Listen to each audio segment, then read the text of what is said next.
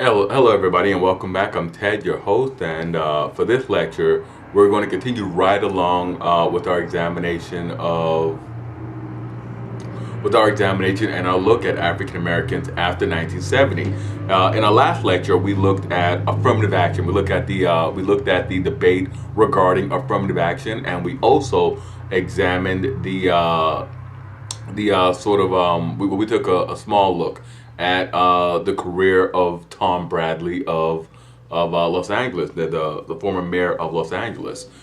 We examined the Backay case of 1978, which struck down rigid racial quotas in affirmative action programs across the republic. We looked at the efforts of former California Governor Pete Wilson, as he sought to overturn or undo affirmative action in a state of California. He championed and he pushed Prop 209, and it was eventually accepted by the voters of California. And Prop 209, of course, outlawed, it prohibited discrimination or favor or any sort of favoring for individuals or groups in public employment, public education, public contracting, and so on the basis of race, ethnicity, sex, color, and of course national origin. And of course, Mayor Tom Bradley. Tom Bradley was the first and to date only African American to serve as the mayor of Los Angeles, and he had this amazing tenure. He was in office from 1973 until 1993, and Bradley's tenure was marked by great opening of opportunities for ethnic minorities and of course women in the governance and city operations of Los Angeles. Bradley's administration was marred in its last term as mayor of Los Angeles by, of course, the Rodney King beating and the rioting that the Rodney King verdict sparked. With that said, we will continue right along with our look at African American political leaders. Shirley Chisholm, very remarkable woman in her own right. She was the first African American woman to be elected to Congress. Chisholm began her career as an education and child welfare advocate in her native state of New York. In 1964, she won election to the New York State Assembly, and in 1968, Chisholm gained election to Congress under the slogan "Unbought, Unbossed." A very striking slogan given the political climate at the time. During her 14 years in Congress, Chisholm promoted equal rights for women, children, and people of color. She also championed rights and improvement of conditions for the impoverished and the physically impaired. Chisholm retired in 1982, and she returned to private life shortly thereafter. John Conyers. John Conyers has been in the news lately for a controversy, but John Conyers was among the first African American to run for and to win office after during the mid 20th century civil rights movement. Conyers won office shortly after the Voting Rights Act was passed. It didn't really affect him because he was running in Detroit, but he was able to capitalize on the city's large African American population to win congressional office. Conyers ran on a platform of jobs, justice, and peace, making social justice and economic opportunity a priority of his campaigns. During his tenure in Congress, Conyers had been a vocal supporter of healthcare reform.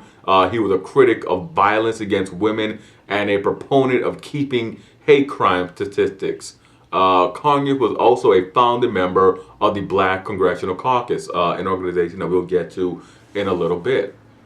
And of course, Jesse Jackson. Jesse Jackson is also someone that we'll explore in greater detail a little later. But Jesse Jackson rose to prominence during the 1960s as a prominent supporter and mentee of Dr. Martin Luther King Jr. Jesse Jackson eventually would go on to become a noted leader within the civil rights movement himself. Jackson attended and graduated from Chicago Theological Seminary. During the 1970s, he began a career working with community groups. He began to the main bulk of his career during the 1970s involved community organization and social work at the local level. He was a great grassroots organizer. Jackson also engaged in politics. He was noted for throwing his hat into the race for president on two separate occasions during the 1980s, in 1984 and in 1998. He was especially noted for his 1988 candidacy and nominee campaign for the Democratic Party presidential nomination. Jackson continued his push for social engagement.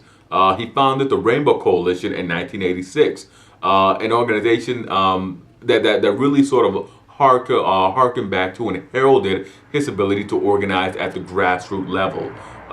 Jackson founded the organization, the Rainbow Coalition, to promote social, racial, and economic justice. Jackson's political career continued. He never won office as a senator or a congressman from a state, and he did not receive any.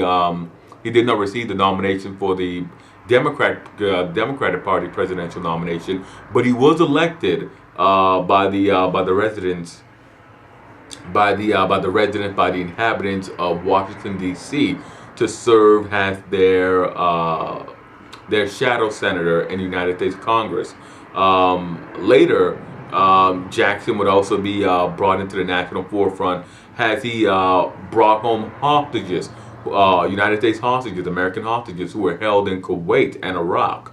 And in 1997, Jackson was appointed the United States Special Envoy to Africa by President Bill Clinton. And later, during the Kosovo War, Jackson negotiated the release of prisoners of war, American prisoners of war who had been captured near the Macedonian border. Barbara Jordan was also a very accomplished African American woman in her own right. She was the first African American to serve in the Texas State Senate since 1883, and she won election immediately following the passage of the Civil Rights, the Voting Rights Act. She won election in 1965, and in 1972, Jordan won election to the House of Representatives, where she worked to protect the rights of students, consumers, women, and the impoverished until her retirement in 1978, where she thereafter returned to private life. Now, Alan Keyes rose to prominence during the Reagan administration, as the United States ambassador to the United Nations Economic Council. And he also served as the Assistant Secretary of State for International Organizations. Now, Keyes also mounted two campaigns of his own for the United States Senate in Maryland. And later in the 1990s, Keyes campaigned for the Republican Party's presidential nomination. And in addition to his political career, Alan Keyes was also noted for his renowned public speaking abilities and his writing abilities. Now, Kwesi Mfume began his career as a civil rights activist and organizer. He became a noted figure in the politics of Baltimore, serving on the City Council for Foreign Affairs before running for a seat in the United States House of Representatives in 1986. Now, Mfume represented Maryland's 7th District for 10 years, serving on the House Banking and Finance Committee. And in 1995, he was elected to serve as the president of the NAACP. And during his tenure, he helped to eliminate the NAACP's debt and also to inspire a new generation of civil rights leaders. Kara Mosley Braun, another phenomenal and well-accomplished person. She began her career as an assistant U.S. attorney before becoming a state representative in Illinois. After the Anita Hill hearing in 1991, Mosley Braun decided to mount her own campaign for the United States Senate. She was much outraged at the treatment of Anita Hill during her Senate testimonies during the confirmation of Clarence Thomas. Mosley won in 1992, but she lost her re-election campaign in 1996 to Peter Fitzgerald.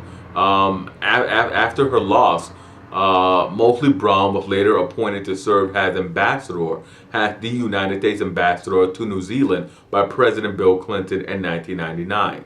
And we continue right along looking at examining the career of Maxine Waters. Maxine Waters was elected to the California State Assembly in 1976, and she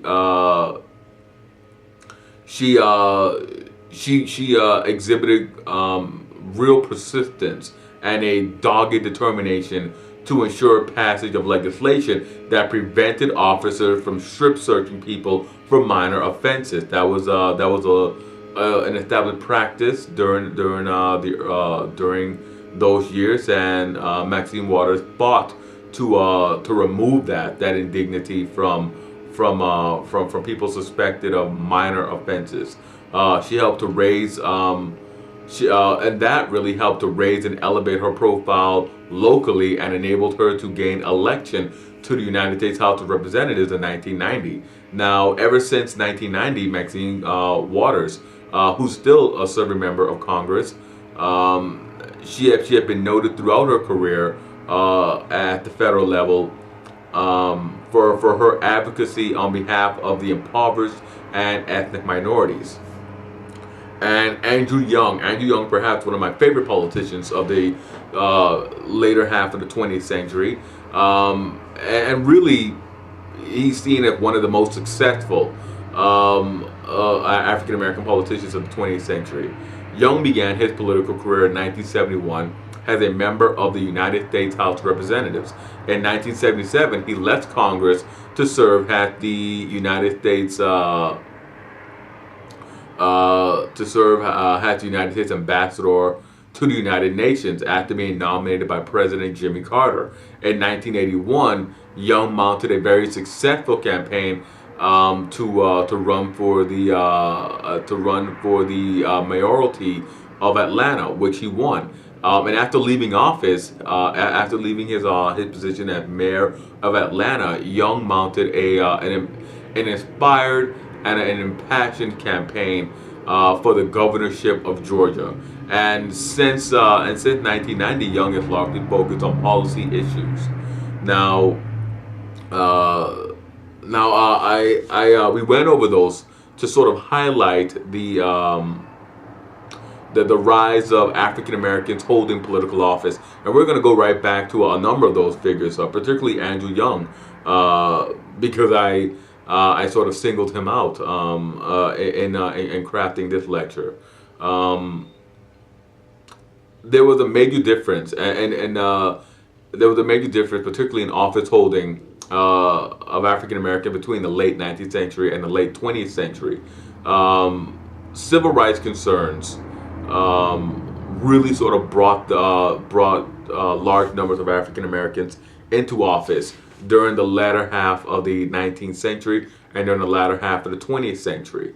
While Reconstruction saw African Americans elected to Congress for the first time, the mid-20th century civil rights movement led to a substantial increase in the presence at the local, state, and federal government levels of African Americans, greatly expanding their political participation.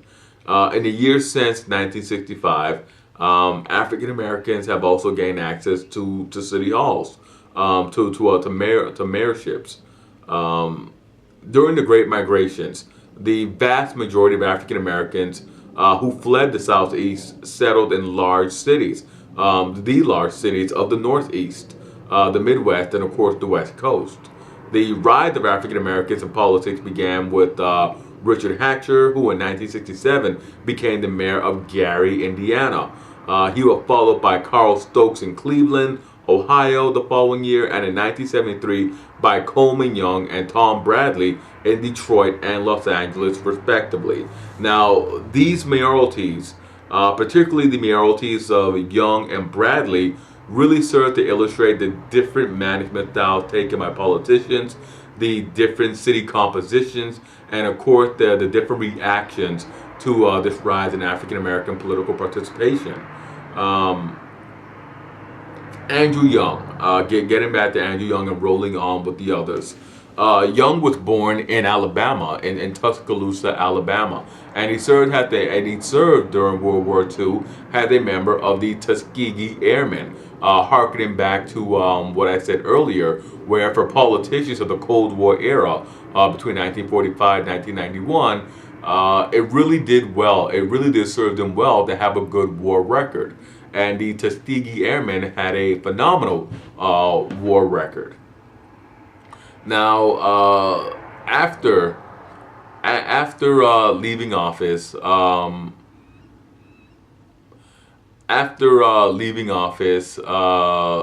he found work in Detroit as an auto worker.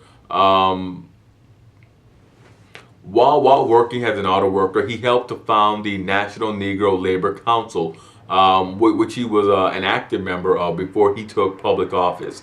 Young entered political office in the early 1970s on the heels of the Detroit riot of 1967.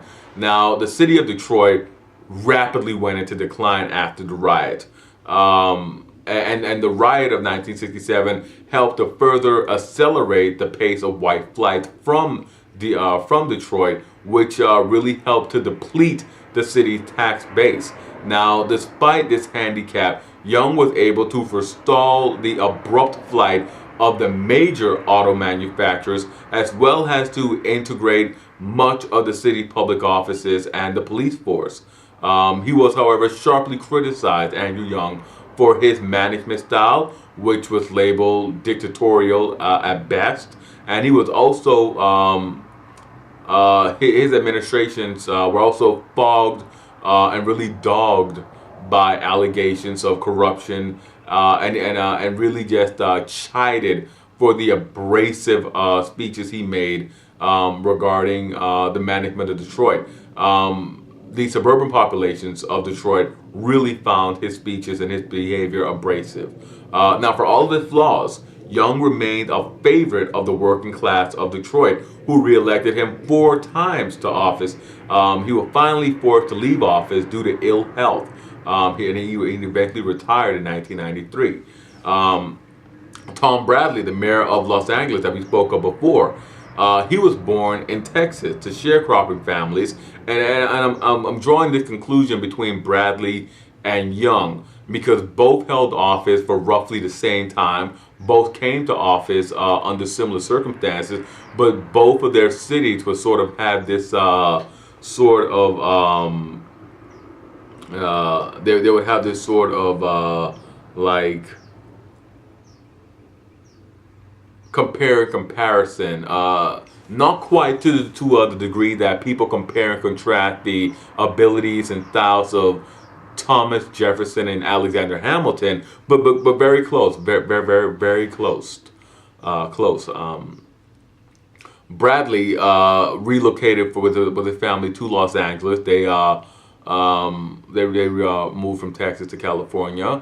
Bradley went on to attend UCLA before joining the Los Angeles Police Department, and he rose to the rank of lieutenant within the police department before retiring. Now, after his retirement, Bradley entered politics, and he served 10 years as a city councilman on the Los Angeles City Council before he decided to run for mayor. Now, unlike Detroit, which was predominantly African American, Los Angeles was and remains predominantly European American with a very large Hispanic American minority. Under his stewardship, Los Angeles became a global city for the first time, and the second city of the United States. It's New York, Los Angeles, Chicago, and I think Houston is still number 4.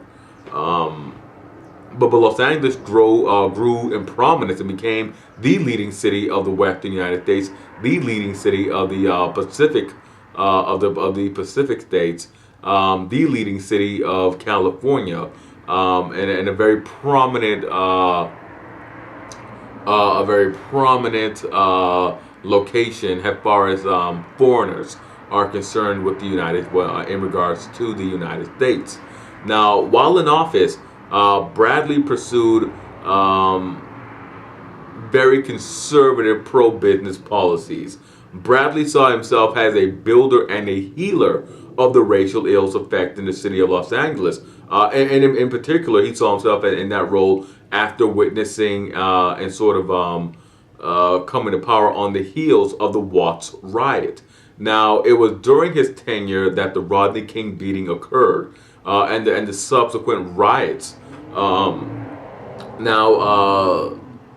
Those riots were listed as the most destructive event in the city's history, and the fallout from the riots greatly, as I said, attributed to his decision not to run for office again and to retire. And it should also be noted that there was a major decline in Bradley's support among his support bases after the riots in Los Angeles. There was a severe decline. So it's debatable if he had decided to run for a sixth term after the Rodney King beating and riots, if he would have been elected at all. Many had become dissatisfied with management of the city. And we'll break here. Hit like, subscribe, and comment. Let me know what you thought about this lecture, and I will see you guys next time for another lecture.